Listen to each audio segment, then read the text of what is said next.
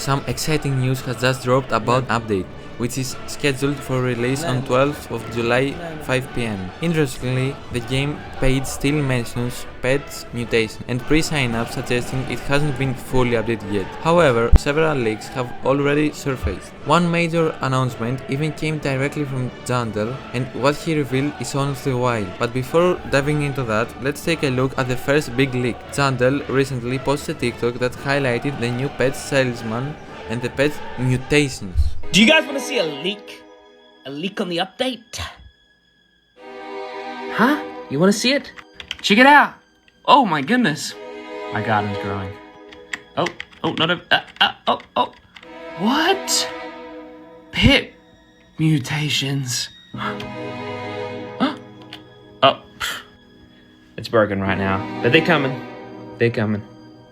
And this guy... I gotta fix this because he's saying too much, but... Look at this. Uh-oh. Uh-oh. Show me the egg shop. Whoa! Now you can see all the available eggs to buy! Yippee! Jandel also confronted the admin abusers and hackers head-on by posting this intense and honestly kind of scary video. I saw you people complaining about the admin events. Don't worry, I'll make it up to you.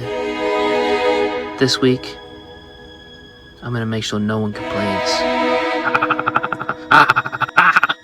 Now, this isn't just for show. People are saying Jandel might be introducing a new in-game anti-abuse system, or even an event boss based on rogue admins or corrupted players. If that's true, it could completely change how weekend events work moving forward. He's not just updating the game, he's sending a message. And get this, the video ends with an aggressive laugh. One comment even went over the top, praising him, calling him things like glorious, elegant, intelligent, blah blah blah. Clearly a bit much, but the message was received.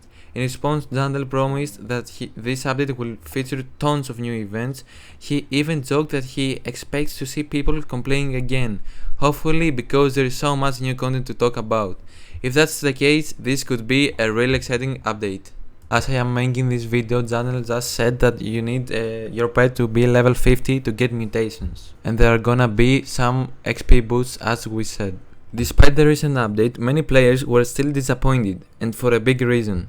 Before the update dropped, there was a wave duping and exploiting. Players managed to duplicate some of the rarest pets, like raccoons, dragonflies, and the popular disco bees. This caused major issues in the game's economy. As a result, the devs had to disable pet gifting to stop the spread of these duplicated items to regular players. It was kind of like trying to contain a virus, and it worked for a while. But here's the good news. Pet gifting is finally back. You can now send pets again. The system now has a trade processing delay which adds a few extra seconds, but it's no big deal and helps protect against future exploits. Funny moment though, I got scammed like a little kid by a dude named Chris, giving him 4 legendary pets for a T-Rex, and when I gave them to him he just left. He even said please. What a kind of person am I? The karma will find him. Now let's talk about the bigger picture.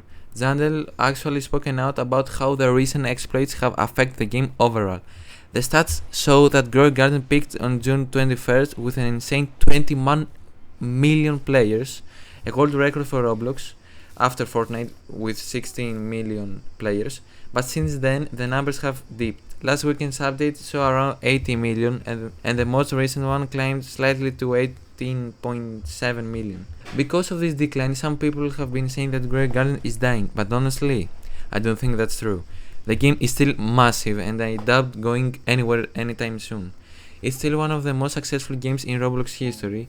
Jandel clearly took this seriously. He posted a message in the official Discord that said, "Hello, Grey Garden community. We've re-enabled pet gifting and yes, we were aware of the exploits used for duping.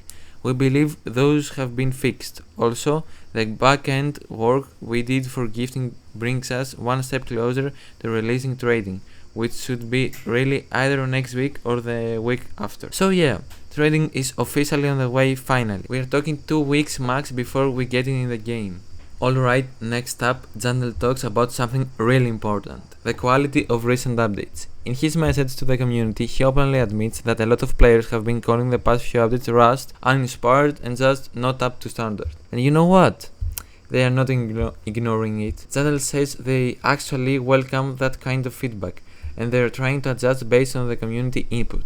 A lot of players have been begging for the return of fan favorite events, stuff like Easter, the hourly shop, the bee event, the hungry plants. The good news, he says those kind of events are coming back soon. But at the same time, they want to keep things fresh, not just recycle the same content. So the plan is to mix classic vibes, like the event shops and the blood moonlight themes, with new features that push the game forward. Now here's when it gets interesting.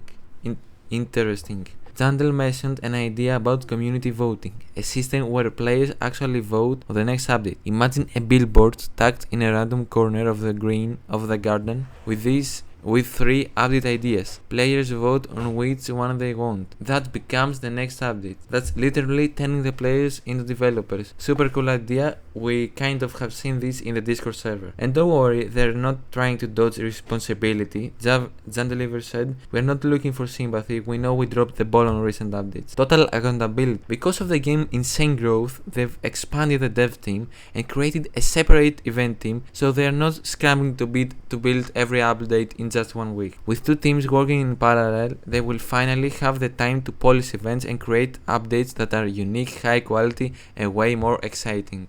Jandal didn't hold back. He straight up admitted, "Our admin abuse last weekend sucked," and promised to make it up to everyone. I'm not a fan of the try part, but he did say this weekend update is going to be exponentially better. So if you're thinking about when to log in, be in the next game right before the update drops. You might catch something rare, like a pet mutation, or see changes to your garden you've never experienced before. Now, here's what's cool. With 2 dev teams working on updates, they can now alternate weeks, giving each time 2 full weeks to work on content. That means updates can be more packed, higher quality, and longer lasting than we've had already. But anyway, here's the big headline. This weekend's update is introducing a brand new feature, pet mutations. There's going to be a machine where you can place your level 100 pet, and it will mutate into something with unique passives, buffs, and cosmetics. And yes, they're also adding a gear shop when you can buy or craft gear, including XP boosts to help your pets hit level 100 faster. So all those pets you've seen admins with at least at age 100, that level is now achievable for everyone, not just staff or OGs. For newer players, reaching level 100 can be tough. So in this update, we will also getting a variety of picks potions in the gear shop. This is actually the first time we've seen XP potions sold like this. It's likely more potions types will be added later, just like how mutation spray started small and became a crafting stamp. Bottom line, mutations will come with gameplay perks and cosmetic upgrades, so mutated pets won't just perform better, they will look cooler too. But the main thing to focus on is this: mutations are real, they're coming fast, and this update will be one of the most game-changing yet. So yeah, that's probably how it's gonna go down. Now when it comes to buffs and passives, this is where things get exciting. Buffs are like stronger versions of existing abilities, while passives introduce entirely new mechanics. Take the dragonfly, for example. Right now at age 100, it turns a random fruit to gold every 4 minutes. A buff might make that every 2 minutes instead. But the passive, that would be something wild, like a 25% chance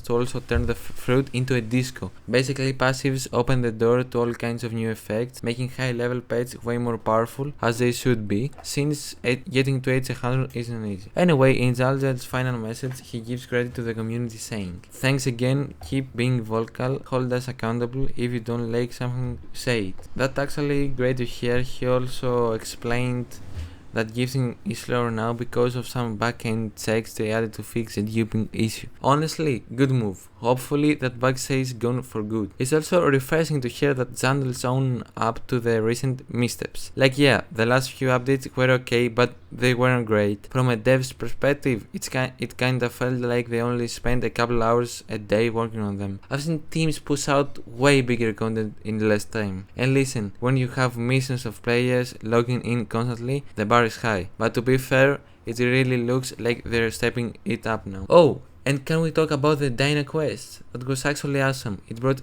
in a quest line that was worth doing, especially since you could earn the Bone Blossom, which is probably the best plan in the game right now. But here's the thing, even it's not the strongest seed, if a quest gives you something valuable, it's worth it. Right now, most players don't even know there are quests in the JR shop. And when they check, it's stuff like harvest 100 blueberries, plant 5 melons for 3 seed packs. Like bro, that's kinda mid. That's why my favorite part of this update is without a doubt the pet mutations. It's a brand new mechanic that's not only fun but actually changes the gameplay, and that's what we need more of. As you can see, the pet update is here. Here's a stand of the pet salesman. Let's see the new shop.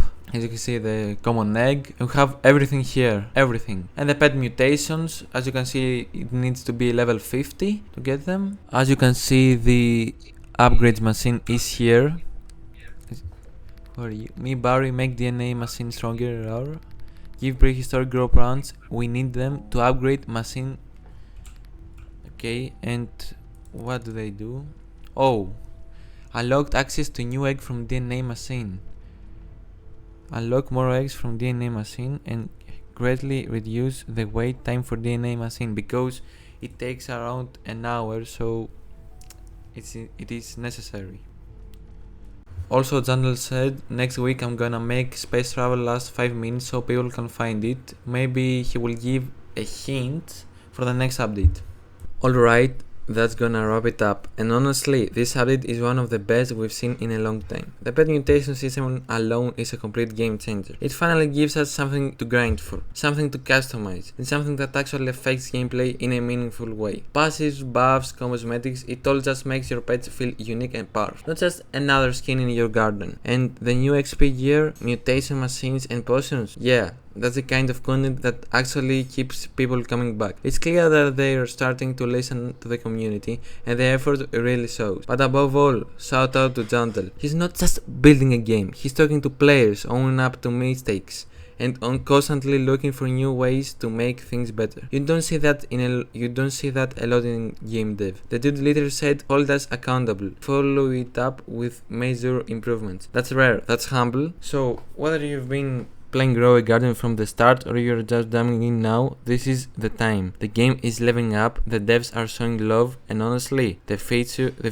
is looking really good. But if you're hyped for the update, let me know in the comments what pet you're gonna mutate first.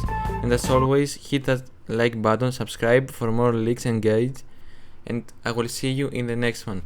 Goodbye!